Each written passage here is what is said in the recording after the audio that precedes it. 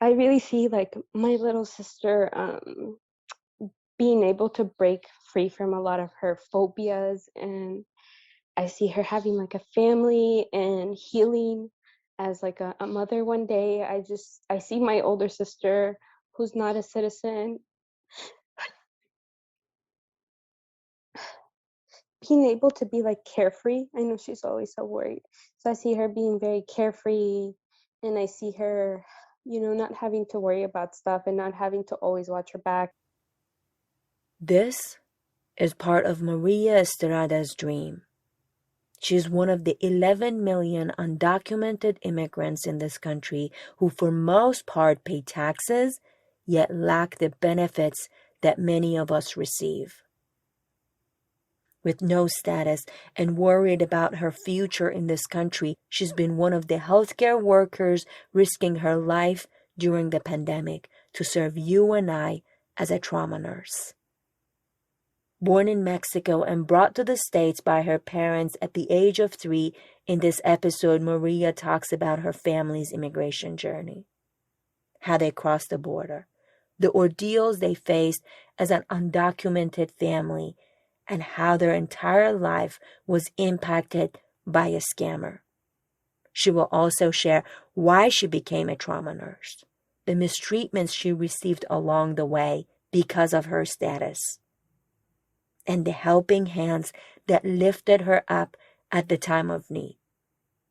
She also talks about healing from her many traumas as an undocumented mama. So go ahead, grab your cup of tea and join me in this episode of Empowering Conversations. Hello and welcome to the Empowering Conversations podcast, a place to get inspired, challenged, and empowered by stories of immigrants who build their success from zero. I'm your host, Mehran.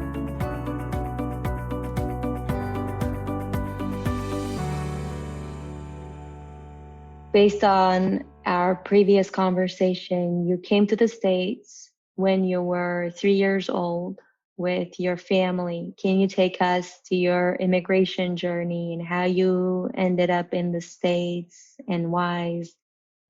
I'm originally from Mexico. Actually, my mother and father lived in not Mexico City proper, but there are a lot of people who live outside of the city, and usually the background is very impoverished. My father and mother had a small stand where they used to like sell fruits and small snacks. Unfortunately, it got to such a situation where they really couldn't afford to feed the children. So I'm one of 4 children, and it became a situation of them becoming economic refugees. So my father actually had been crossing between the Mexico-US border for quite a bit of time before we immigrated here in the 90s. But I believe he started in like the 70s, 1970s.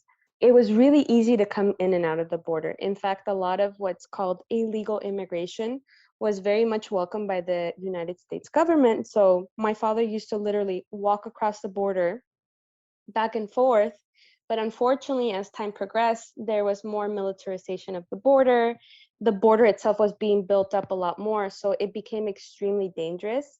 And he and my mother sat down and they made the decision to permanently immigrate to the United States.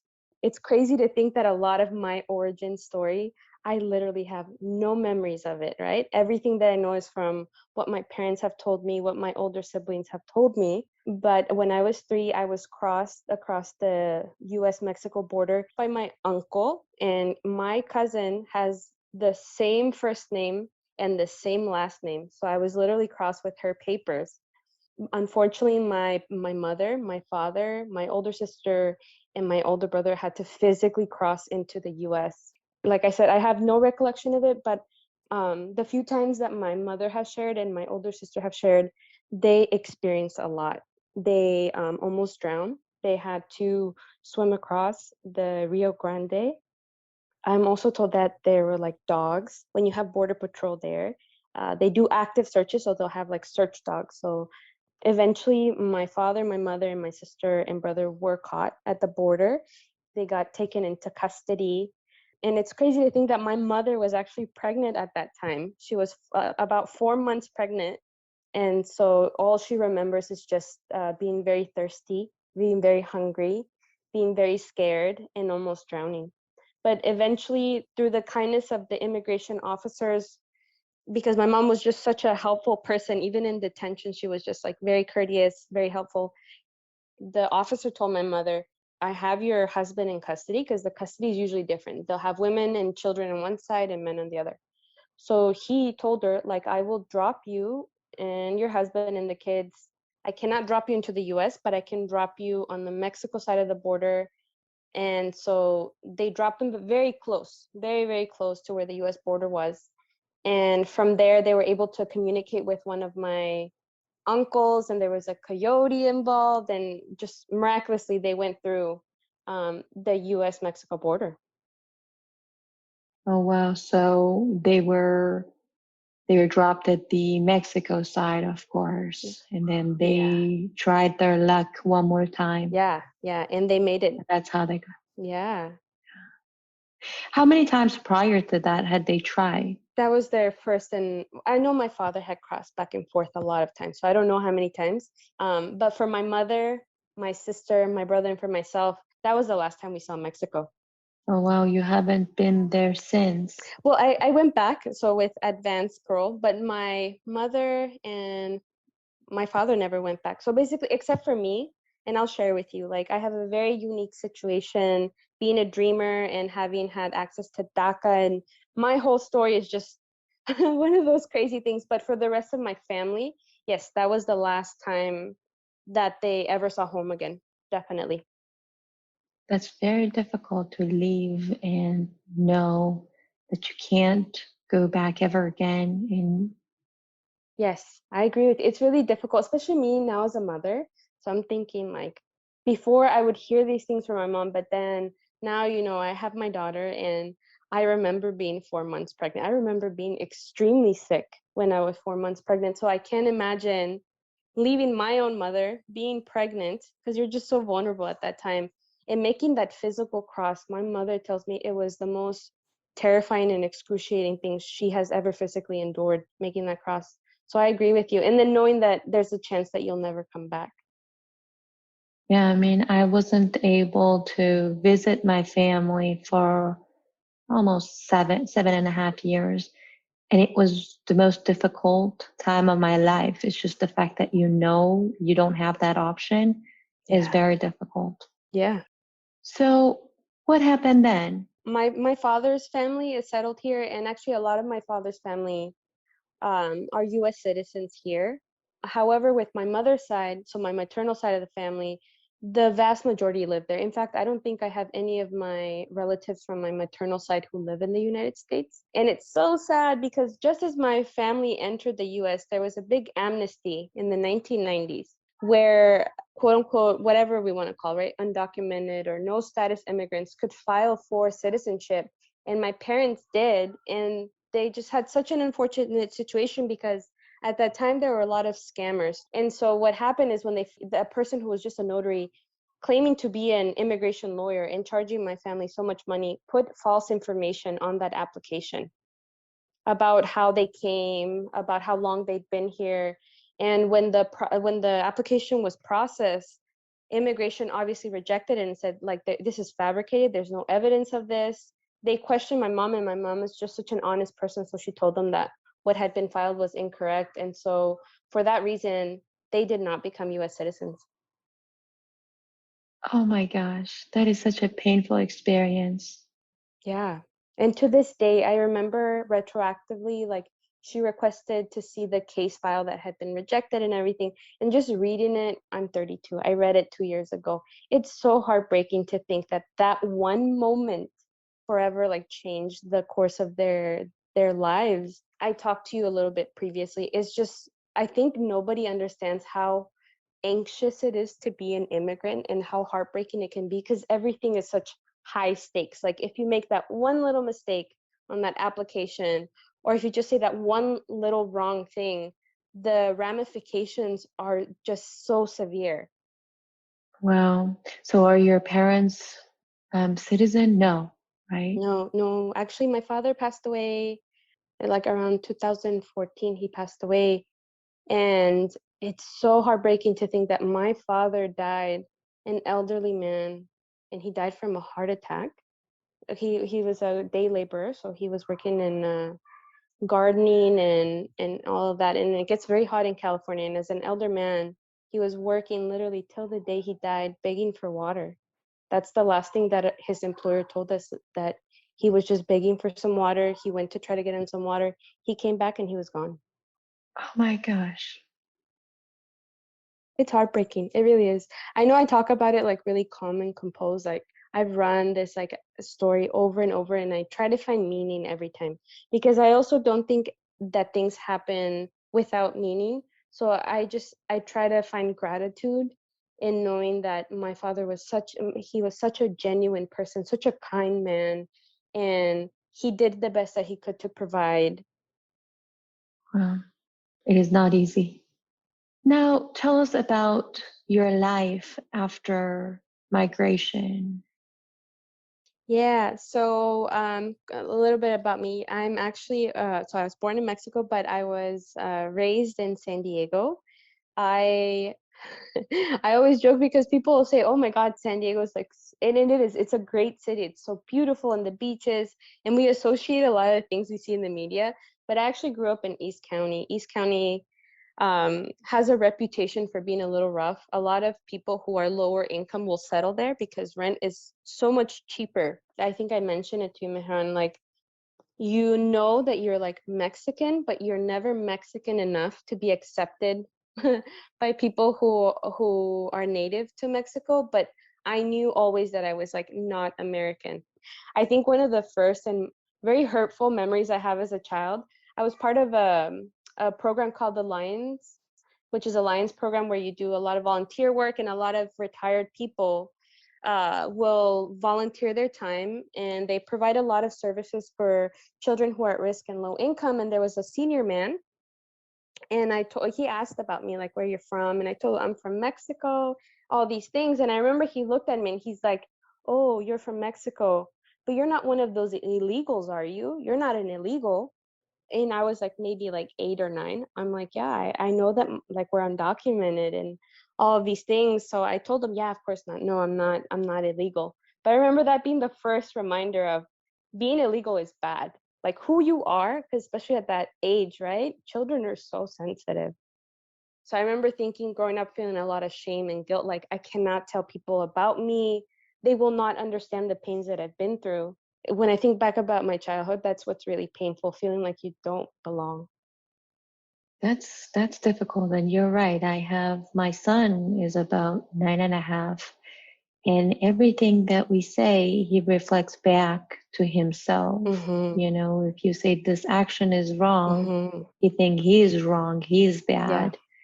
And yeah, that's very difficult to have to hide this huge part of yourself Yeah. Yeah. all the time. Absolutely, I agree. And then also just circumstances, like it was really unfortunate, but my parents really did live in a lot of poverty. A lot of immigrants who are undocumented can only take certain jobs. So most of the jobs they'll take, for the women, it'll be doing domestic work. So my mother's a domestic worker. She does a lot of housekeeping. And my father, like I mentioned, worked in the fields. He was really good with gardening, working with crops and all of those things. And so we rarely saw our parents. I I remember once I got a little bit older and I started reading, because I love reading. I feel like it's such an empowering tool.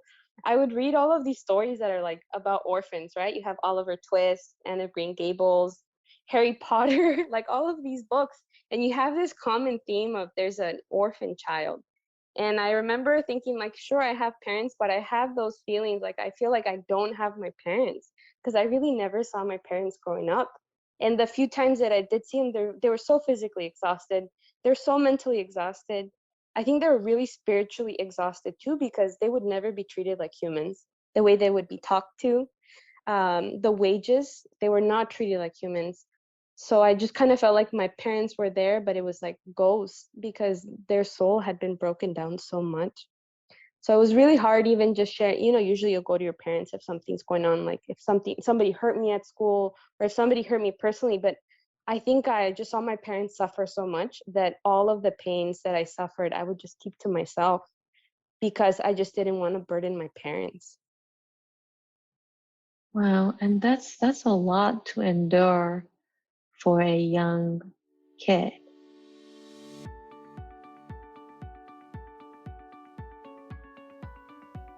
Are you a ghost to your child?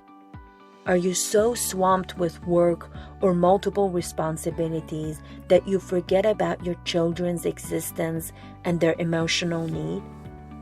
If so, Maria's story can be a wake-up call. Let's remember, we didn't come here and endure all we did to say our children are quote-unquote successful, that they are doctors, lawyers, or engineers who are traumatized and depressed from within, who feel lonely when they need us the most. I get it. Providing for family is difficult, especially in certain circumstances. But you know what is difficult? To do all that you do and later in life realize that you were chasing the wrong thing. Let's be more present. Let's seek mental support if we need to. Don't say I'm okay when in reality you're not. When you're battling depression, anxiety, and perfectionism, it's hard to be present with our children. Don't think you can handle everything thrown at you just because you handle difficulties of immigration. Our deep emotional wounds need to be addressed. Tabitha, my guest on 25th episode who healed from her sexual abuse, said it best. The trauma that is not transformed is a trauma transferred. Now, your trauma might not be as deep or as severe as hers, but I'm sure every immigrant has experienced trauma somewhere during their immigration journey. So seek help. Heal to be present for your children. Coaching tip: treat your mental well-being as a part of your annual checkup. If you need advice on creating the right work balance for yourself, let's talk. Don't wait. Don't tolerate. You are worth it. Your children are worth it. Now, what did they feel? Did they ever mention how they are treated, or they were so exhausted that they never talked about these issues, or they accepted it as a norm, or they always compared back to where they could have been treated back home? What was their impression? What was their thoughts and feelings? I reflect back and I realize like my parents never had any formal education. And I really do believe that having a foundation of education, reading, you cannot identify what's right and wrong and what's just and unjust unless we have an understanding of history, of philosophy, of all these things, right? Otherwise, all you see is what you'll think is normal. So my parents completely thought that the treatment, if anything, was kindness from their employers, right? Even though they were talked to terribly, like they were not treated well. I saw it firsthand because my mom and dad would take me to work with them sometimes.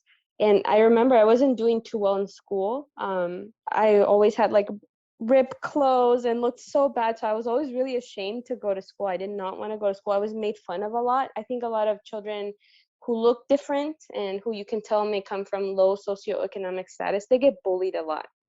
And that's one sector. I mean, there's a lot of bullying in school in general, but I think for me, that's why I got bullied a lot in school. And I remember my mom looked at me and she's like, "You're going to work with me tomorrow. You're coming with dad and me. And they're gonna pick us up," because they used to always get picked up. They couldn't drive. They didn't have driver's license. And we had to leave like at 5:45 in the morning. And they took me with them and they said, "If you don't go to school, this is what the rest of your life is gonna be." And so I remember they took me a few times, and after that, there was no issue with attendance. I was going to school every day and on time, and I saw how hard they worked. So I think in part of it, they were thankful that they could survive. And as horrible as things were here in America, they were not as horrible as back home. Can you imagine that? But I think deep down, they knew that there are higher aspirations for doing better. I definitely think that they believed it, and they definitely pushed us for doing better. Can you tell us about the limitations that you faced, as in you and your mother or your sisters faced as an undocumented?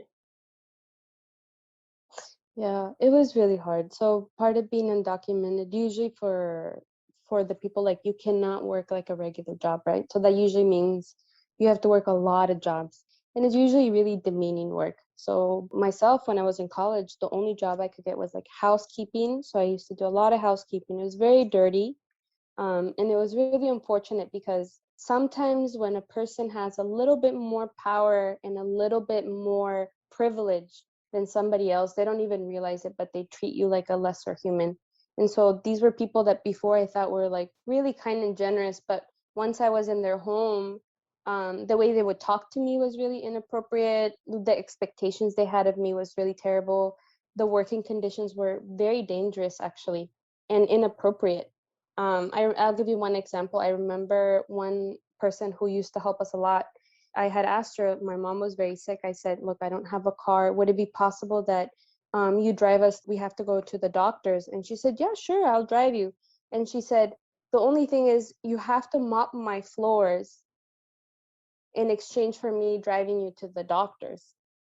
And I remember thinking, like, what do you mean I have to mop your floors? Like, then that means we're not friends. I would never do that to my friend. I would never tell my friend, hey, yeah, sure, I'll go ahead and, give you a ride anywhere, but you have to mop my floors. And I remember thinking, like, that person, I just pray for them. I'm a religious person. So I pray that one day they may find in their heart that what they did was wrong, and that they have to do a lot of soul searching, because that's not how you treat another human being. I'm just thinking back, right? Like, what does undocumented mean? It means people thinking that you're not a human being. Another thing is, like I mentioned, a lot of anxiety, right? You're constantly afraid, like, you could be stopped at any time by immigration. And that happened to me. I was on my way to work. Started working when I was really young. I think I was 12 going on 13 when my parents separated for a while. And there was a lot of domestic violence. And so the women, so my mom and the kids, we ended up getting an apartment. You can't even apply for government assistance when you're not in the system. So I remember my mother and my older sister looking at me and trying to figure out like finances. And I told them, like, the only way we're going to make it is if I get a job. And I did. I got a job. I got 2 jobs at that time. I remember there being like a lot of stress because you kind of have to grow up fast when you're undocumented, right? There's not a lot of safety nets. There's no family. We didn't have any other family. And anxiety. There's always anxiety. I know my mother's very anxious. How is she going to pay for the rent? What happens if somebody stops her, like immigration? It's happened to her. Immigration has stopped her. Thankfully, she's never been picked up. It happened to my sister and me. We were getting on the trolley and there was border patrol, because that'll happen. Border patrol can sometimes get on the trolleys and buses, and they stopped us. And I mean, we look super young. I have an older sister, she looks younger than me. They stopped us and we just kind of told them, like, we're going to our grandparents' house. But I remember that horrible feeling of like, man, they could really pick us up right now and we would be deported to Mexico. Now, you also shared with me the other day about the other difficulties or the other challenges that the childrens of undocumented immigrants face as you were volunteering at an organization. I'm going to share that with us. In San Diego, we have a really large Chicano presence, and then also undocumented. And so I was able to partake in a lot of these things in college, which is such a privilege. So I was part of a lot of organizations, and one of them was the San Diego Dream Team. It was mainly composed of dreamers, like what we call dreamers, right? Undocumented immigrants that are in the higher education. And I remember we did a retreat. So we did a retreat. We were at a house, and it was all of us. The first thing we had to do is get very comfortable with sharing our narrative. And some of the leaders in the group told us that the most powerful tool you have as an undocumented immigrant is to be able to share your story and your narrative.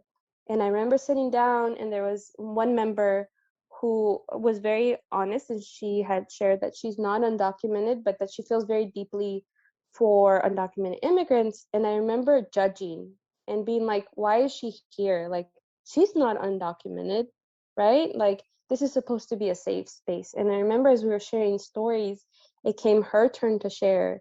She said, I feel so deeply for people who are undocumented because even though I'm not undocumented, part of my family is undocumented. And when I was a young child, her mother's boyfriend had been raping her, had been molesting her since she was a small child. And the threat he would always tell her is that he was going to call immigration, that he was going to make her mother go away by calling immigration. And that fear of like your parents being taken away by border patrol, by immigration, is so terrifying as an adult. Now imagine telling that to a child.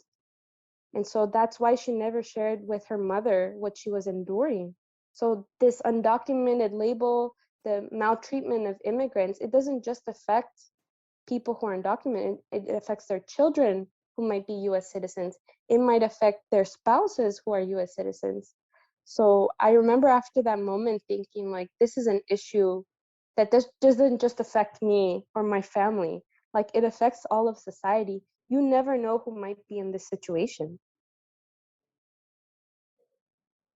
Again, it goes back to what kind of people are around us that do such things, right? I mean, someone asks you to mop their floor, a friend asks you to mop their floor for a small help that we do for our friends. Someone, abuses and molests and rapes a child for no reason because they believe the other person can't say much. Mm-hmm. And it's interesting you mentioned that because I see a lot of the pessimism, and I think we talked about it. Like we can see how it's easy to fall into that negative space. But for me, I feel like, sure, I could go down that route and feel really bitter about life, right? Like, oh my goodness. Like, I feel like I didn't get much of a childhood. Most of my childhood, I was working. I was put in really unsafe working conditions. I was put in a lot of situations where I'm working with people who are older than me, right? And there's men as well, and they know I'm a child. And I was put in a lot of very horrible situations where I have nobody to protect me. I have nobody I can tell anything to because I'm not even supposed to be working here, right? Like, I don't have a social security number. And so you get put in these horrible, horrible, horrible situations. And yes, we can see the worst of humanity, but it also forces you to be in a situation where you have to be very wise in who you make friends with, in your relations with people, how you carry yourself. And you also have to believe in the best of people because I've shared some of the hardships, but I cannot count how many times people have been so generous to me, so kind to me, who have seen that I'm in such a bad situation and have gone so far and beyond. And that hope of the best of humanity is really what has changed my life and has helped me heal. Thank you for saying that because I was really going through that feeling that, oh my gosh, what terrible people were around. But you're right, there must have been a lot of amazing, supportive community around you to have lifted you up and help you to be where you are. We just heard about the importance of a community, the allyship that it brings. Unfortunately, one of the biggest pains immigrants endure is the lack of their inherited community where they could reach out to find a job, secure an opportunity, or simply feel connected. However, through time and strong communication skills, we can build it. And here are a few ways. 1. Connect with super connectors and influencers, not to take away, but to add value to their cause, help them out with what they are passionate about, support them, and enrich their lives. 2, don't think too much. Just serve your community. Help people in need, genuinely. Sometimes all we need is an unbiased listener with an open heart. 3. Step outside your comfort zone. Connect with people who differ from you but share your core values. And you became a nurse at the end, out of all, trauma nurse. Yeah, I did. Why is that? I know you shared it with me and it's beautiful and it's inspiring, but I would love it if you share it with our audience. Absolutely. So prior to my father having his heart attack, he actually became very ill.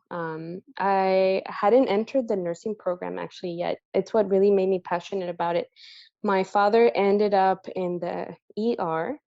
He no longer was able to urinate and he became so sick. And we later found out that he had an enlarged prostate. It's one of the leading ailments that a lot of men have, actually. It's quite common. But because he did not have access to primary care, to any health care, we were never able to realize that he had this problem.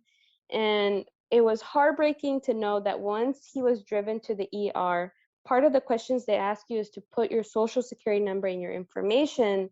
And when they were told in the ER that my father was undocumented, they rejected him. They told him to go somewhere else. And I remember thinking, like, my dad is on the verge of like life and death. He's so sick. And to know that this system, at least at that ER, my father's life had no value, that they kicked him out of the ER. So my uncle had to drive him to another ER. He got treatment.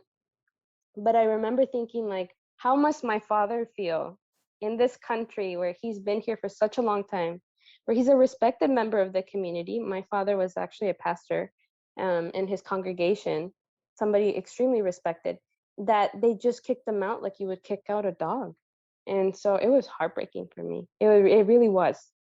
And eventually he recovered. He was able to recover. He was in the ICU for a long time. This small problem had caused him to go into MODS, which is multiple organ disorder, where like multiple organs were shutting down because the backflow of the urine had shut down his kidneys, and then from shutting down his kidneys, there were other organs that were affected, and he ended up with sepsis, which is a severe infection throughout his body, and they had to intubate him. I mean, it's crazy to think about it now because I have that ICU nurse mentality. But at that time, when you don't know what's going on and you just see your father who's battling for like life or death, it was just devastating to know that somebody had thought that his life was so worthless that they kicked him out of the ER.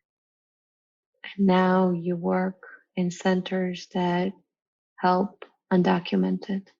Yeah, I do. So I graduated from San Diego. I got married, and so I actually have my Texas license as a registered nurse.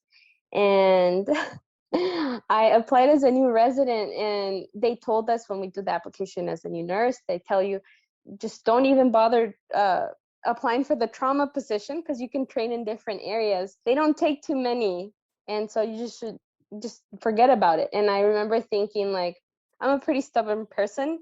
I was like, oh really, I can't get in there, you know? I just kind of feel like all the time they'll tell me, you can't go there, you can't do this. I was like, you know what the heck, I'll go ahead, I'll put it down in my application. And to everybody's surprise, especially to me, they called me back and I got that interview, and it has changed my life forever, just having that opportunity. I no longer work for the county here at Harris County in Houston. After I had my baby, I don't work in the hospital system anymore.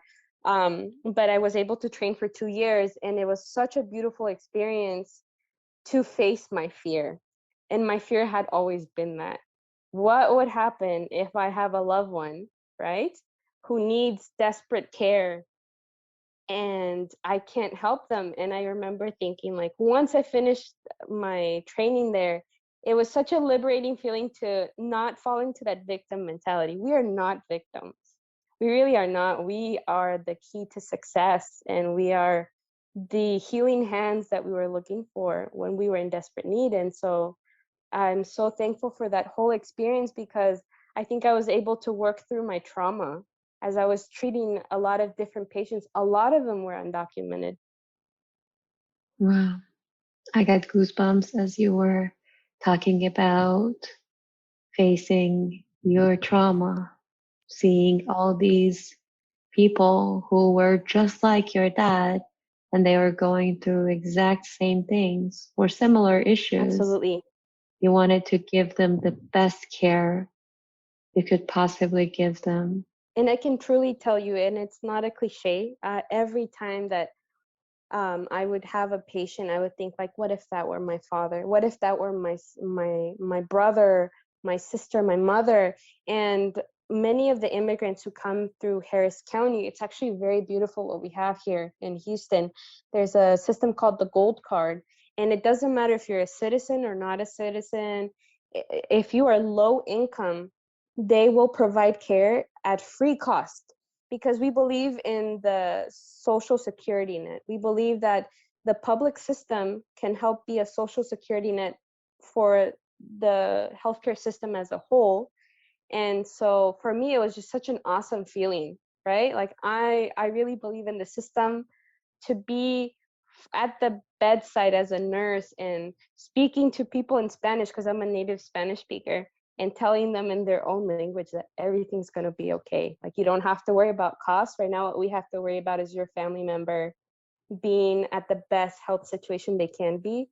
That every single day I left like feeling like $1,000,000. And that's something that your dad didn't feel. He was billed a huge amount of money. If I remember correctly, 150K.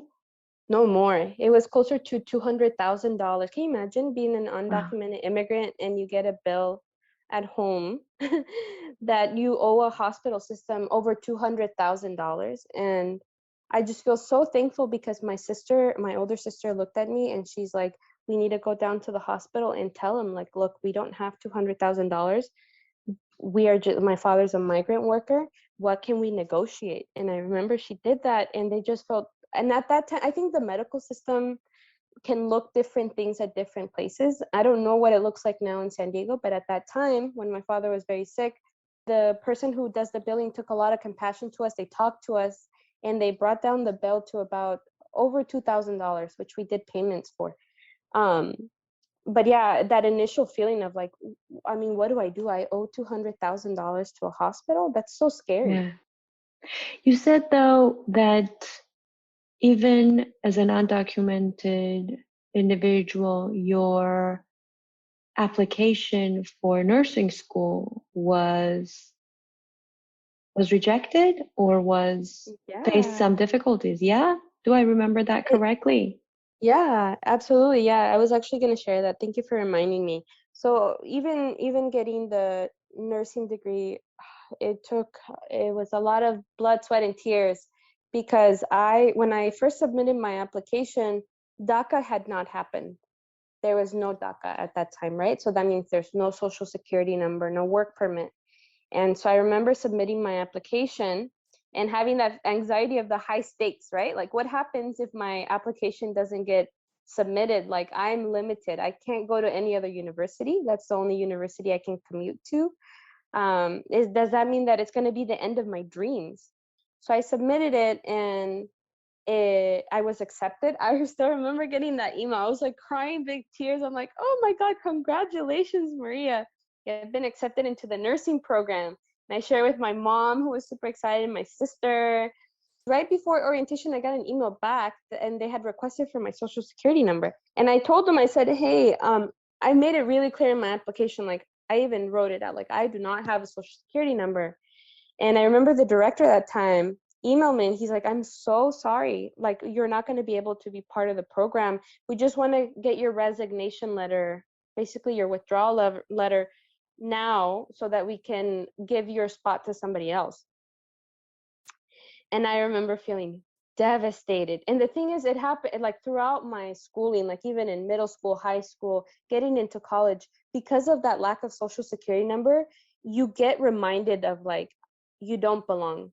You're not worthy. At least that's what the system may feel like on the other side, right? Like, you don't belong, you're not worthy. Can you imagine like your whole dreams and aspirations, and via email somebody just tells you, hey, can you just let us know when you're going to drop, so we can let somebody else know that they're worthy and that they can get into the program?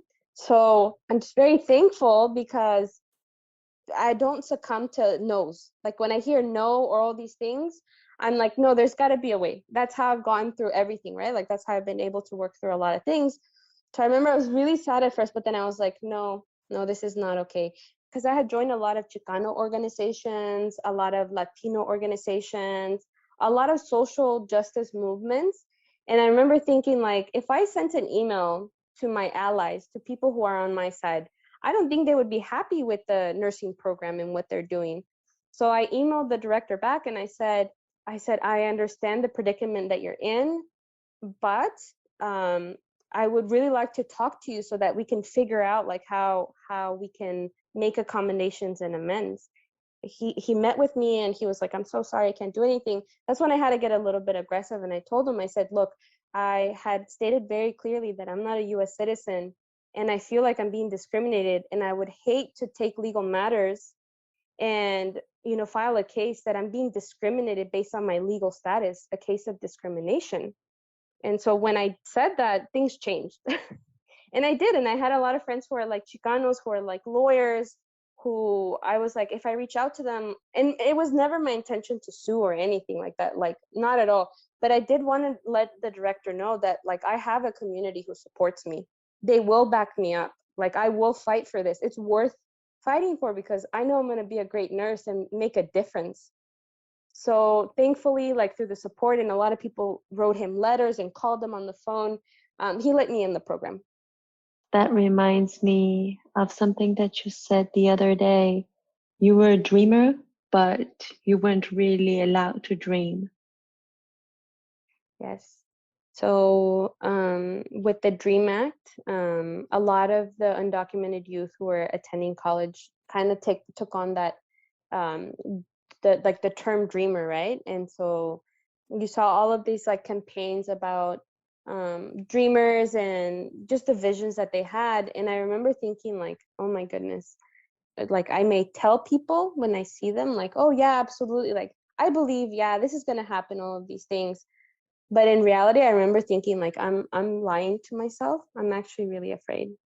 I remember thinking like, how limited are my dreams that even when I go to sleep, I can't think of myself like traveling or seeing my grandmother. Like I couldn't visualize it. Even in my wildest dreams, I couldn't. And it wasn't until honestly I got married and I finished my degree and everything that my husband sat me down.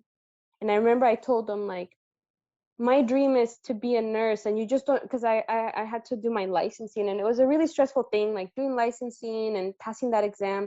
I just felt like a lot of mental barriers. And he looked at me and he's like, Maria, becoming a nurse, sure, you can say it's your dream, but that's not really a dream. Dreams are supposed to be impossible. He looked me dead in the eyes. He said, it's possible. You can be a nurse now. You have like DACA. You can. He's like, no, a dream has to be something that nobody else has seen. It's only in your heart. It has to be like a wild imagination. I remember thinking, and I looked at him and I realized he was right. And I realized that even in my quote unquote dreams, I was really limiting myself.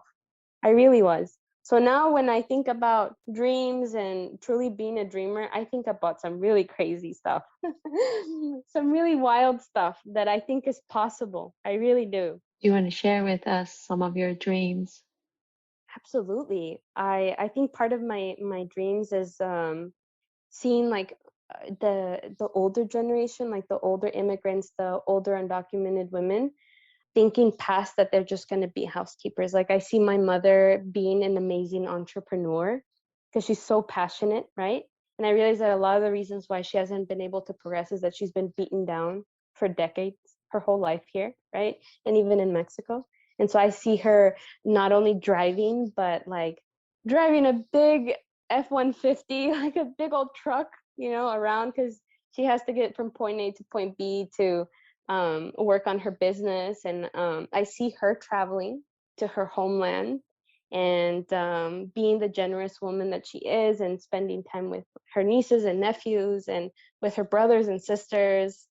Um, Mental health has always been an issue in our community, so I really see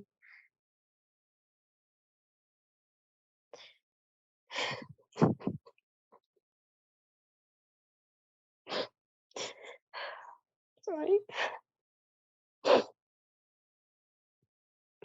I really see like my little sister being able to break free from a lot of her phobias, and I see her having like a family and healing as like a mother one day. I see my older sister who's not a citizen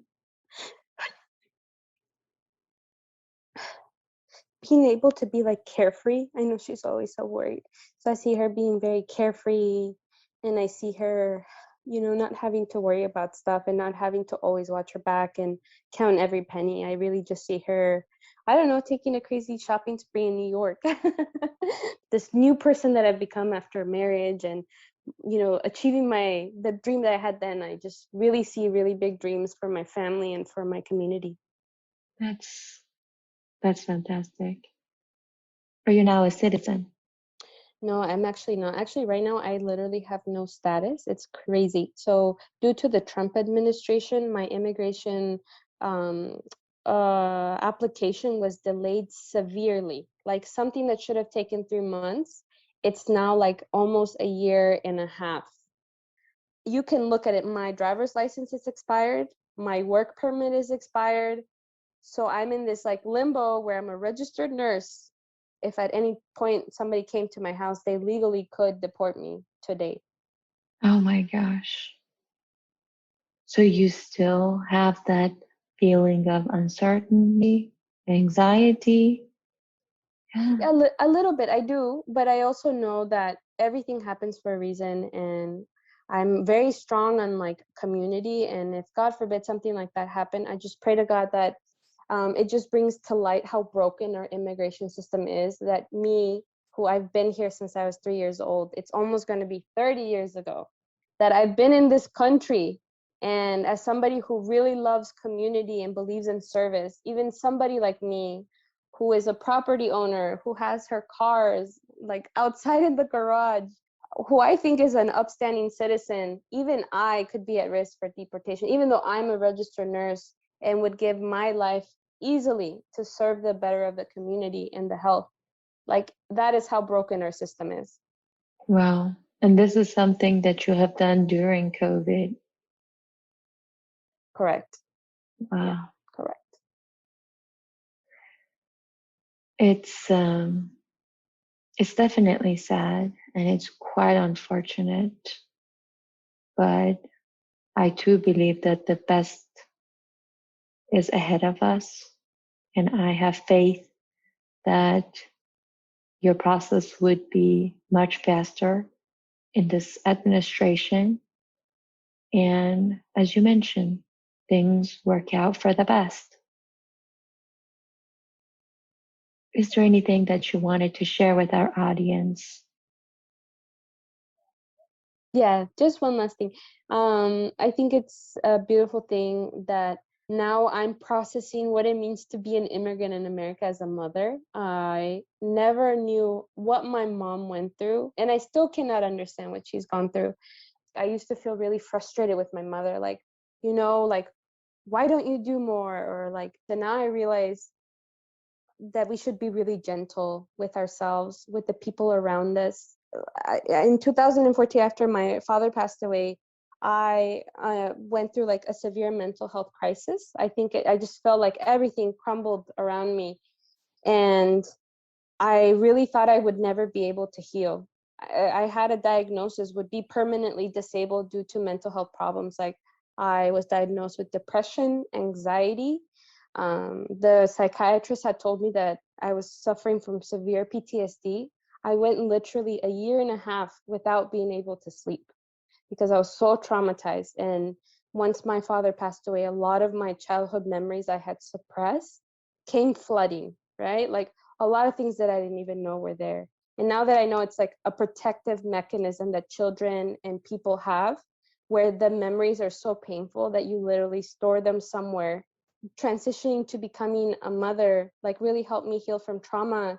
And I'm so thankful all that I had gone through before, because I had a very traumatic pregnancy and birth. My daughter was extremely sick when she was born. She almost passed away. We're in the NICU for a long time.